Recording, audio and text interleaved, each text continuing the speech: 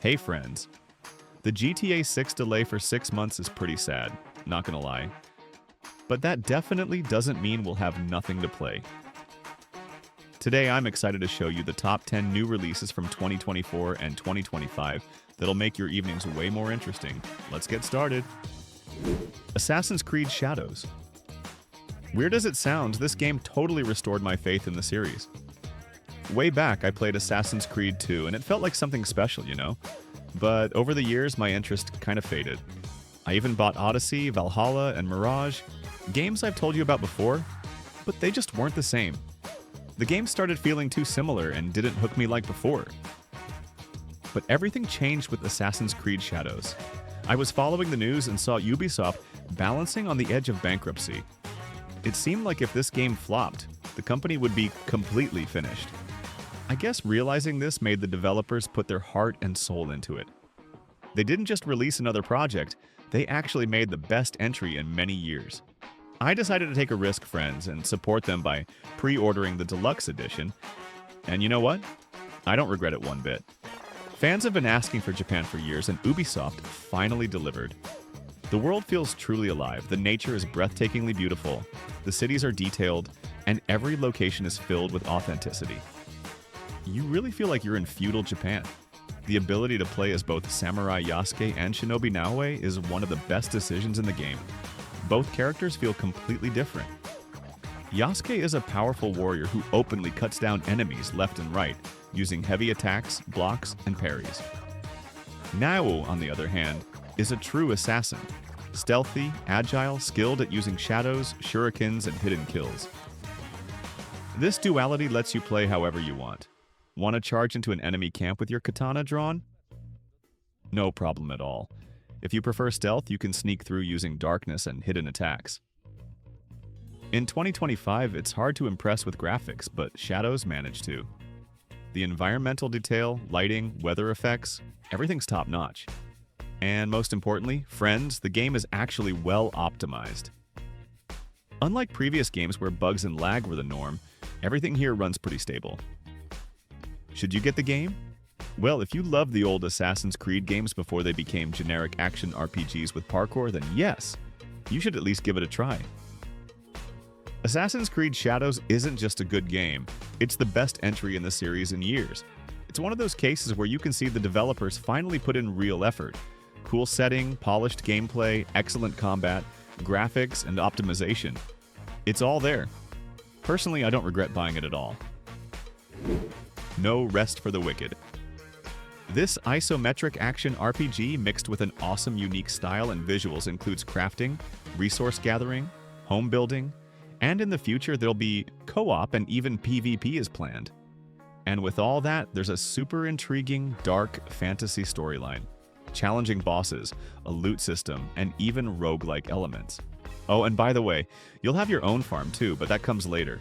This game from the creators of Ori got many people excited, including me. I had high expectations at launch, and you know what? I got almost everything I wanted. Diverse gameplay, challenging combat where you really need to study your opponents.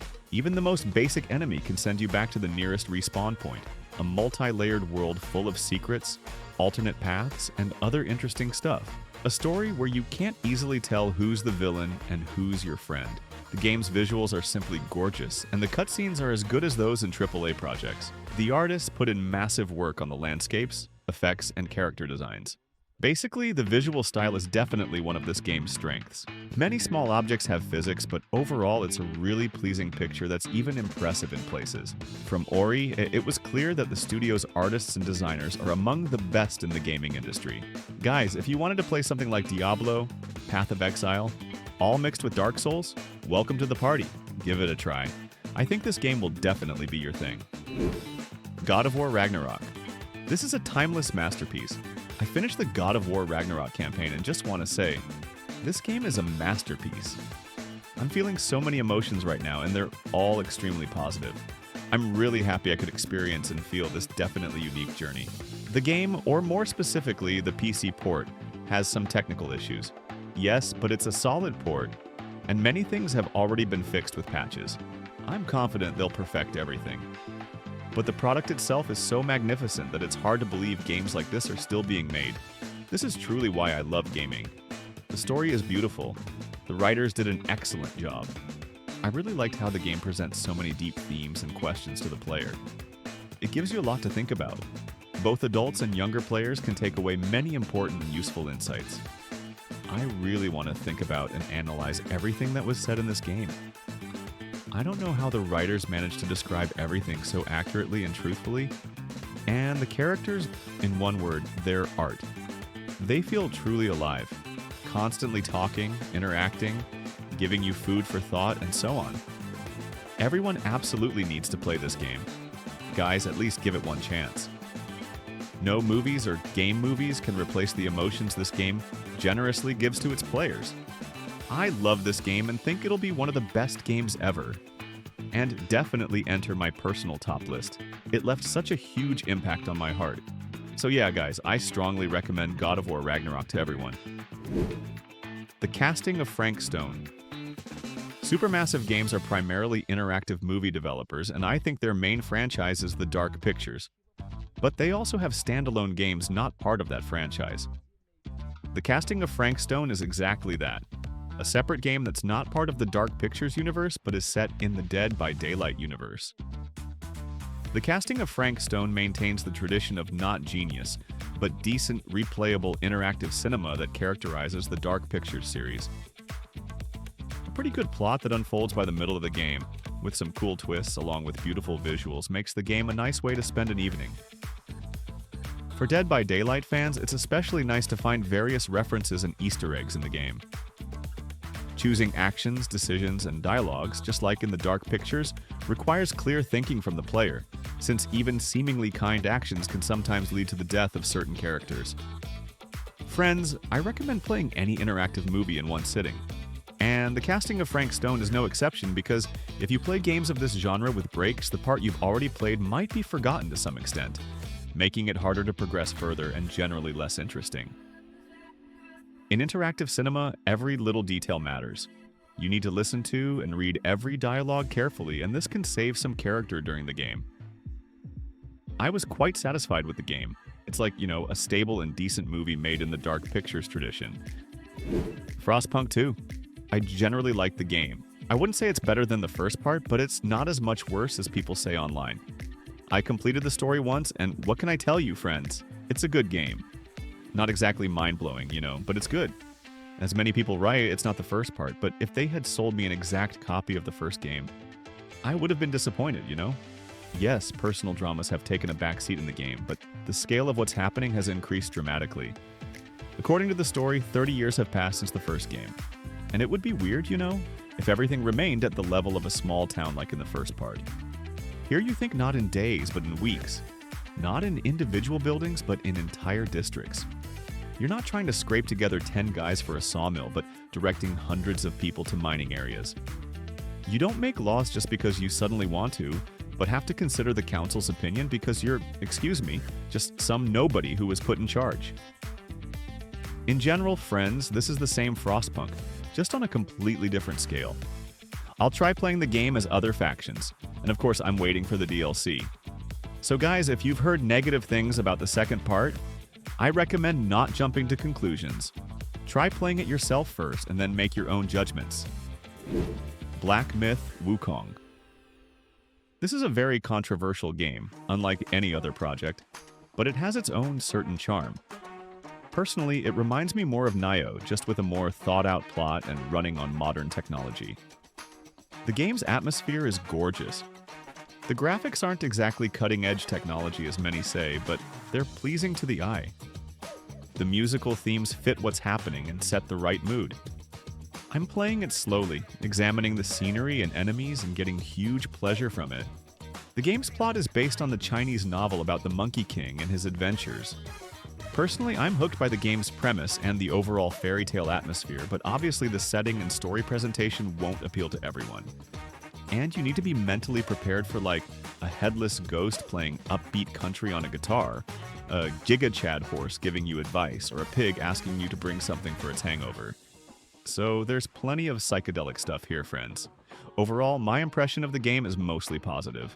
Despite breaking online records thanks to Chinese gamers, Wukong didn't become Game of the Year, but for the first major project from the studio, the result is more than impressive. I hope this success will give a good boost to the Chinese game industry. At least they have an interesting approach to storytelling, and what's especially nice, friends, a dismissive attitude toward the agenda that has turned most major games into garbage made with the same template and rules. Split fiction. There are so many ways to describe split fiction. The number of cool game mechanics just blows your mind. The constantly changing worlds keep you from getting bored, and the artistic design is simply phenomenal. I played through the entire game in one sitting, and you know what? It's such a shame it ended so quickly, despite spending 20 hours in it. You can find many hints and references to different games and genres that often make you smile. Split fiction's difficulty level is very fair, so people of all ages, fans of any genres, and just lovers of good games can enjoy it. None of you will leave disappointed. Yes, Split Fiction doesn't have mini-games like It Takes Two did, but they've been replaced with insanely cool side quests. You never get bored. Compared to its direct predecessor, It Takes Two, the game's pace has noticeably increased, and Split Fiction takes you pretty quickly from one action-packed scene to another. Various sci-fi and fantasy settings are skillfully arranged and interconnected. There's no studio quite like Hazelight. You can see how passionate they are about this cooperative experience.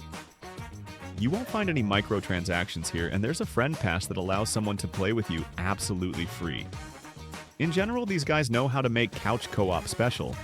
You'll get an incredible cooperative experience that has never been equaled before and probably won't be for a very long time.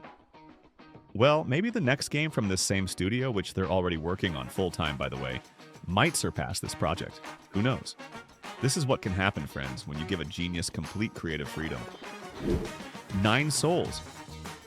An amazing Metroidvania that first charms you with its beautiful art design, but then turns out to be an incredibly talented game in all its aspects. Undoubtedly, the main advantage of the game is its combat system and bosses.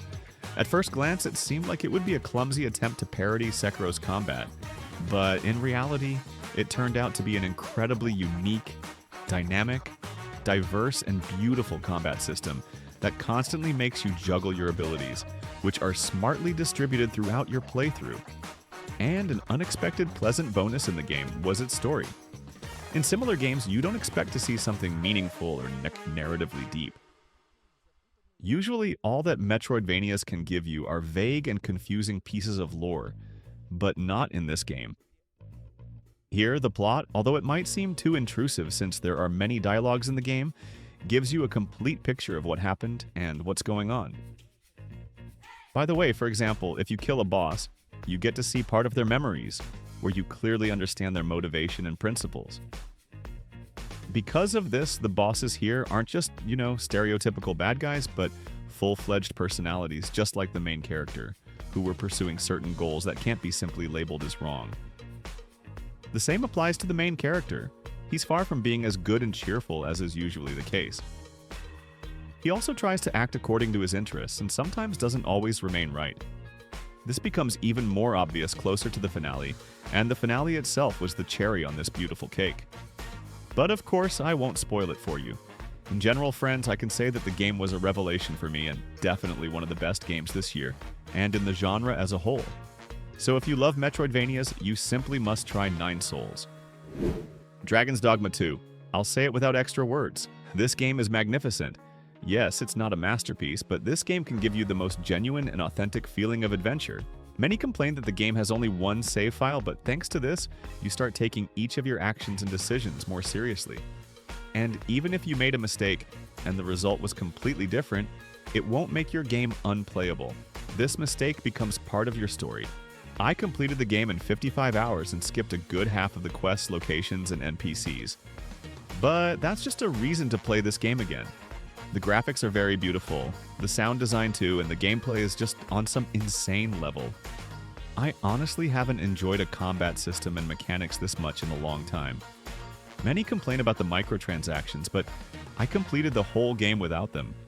They make absolutely no sense after just a few hours of play. Lovers of fast travel will have it tough at first, but there's some sense in planning your logistics and setting up teleports in places you need. By mid-game, I wasn't worried at all since I had access to all the places I needed, and I had plenty of teleport stones. By the end of the game, I had saved probably 30 or 40 of them. To all friends suffering from gaming impotence, I strongly recommend this game. It will cure it. This is a game that brings back your childlike wonder, desire to explore the unknown, and gives you the most unforgettable impressions from all gaming situations. Senua's Saga Hellblade 2. An amazing adventure that impresses with its visuals. It offers multiple meanings and brilliantly tells the story of a person who, in the grip of mental health issues, tries to tame, understand, and find their place in this cruel world. Perhaps from an emotional standpoint, the sequel can't boast the same level of personal story development as the first part. But despite this, the bar doesn't drop in terms of storytelling quality, scene detail visuals, or atmosphere. It's still a dark, frightening, and piercing Scandinavian tale where, under the guise of fighting mythical creatures, the authors try to show all the dark sides of the barbaric era in human history. Visually, the game simply amazes you with its detail. The level of art direction is so high that you want to screenshot every frame, capture it, and examine it from different angles. Sometimes, I would turn on photo mode just to rotate the camera and better see the scenes in dynamic gameplay moments. I definitely recommend Hellblade 2, but not to everyone. Only to those who value the atmosphere of solitude with the environment in games, with the hero's inner world, with all the voices that give him no peace, psychosis, tears, rage, and inner pain. In general, if you're a fan of art house, on the edge of psychedelia with insanely beautiful visuals, definitely try this game. And the emotions you get from the game depend very much on sound. To fully enjoy and immerse yourself in the game, you need good headphones or quality speakers. This is important, believe me. Well guys, these were the most interesting new releases that have already come out in 2025. I hope you found something for yourself, and definitely write in the comments which of today's games you liked the most, or maybe I missed some worthy releases. Friends, don't hesitate to share your opinion. I'll be interested to read it. And special thanks to everyone who supports me with a like. I appreciate it immensely. Thank you again. And if you're here for the first time, then subscribe. There's much more interesting stuff from the gaming world ahead. And as always, I'm hugging everyone. Good luck, take care of yourself and your loved ones. Bye-bye.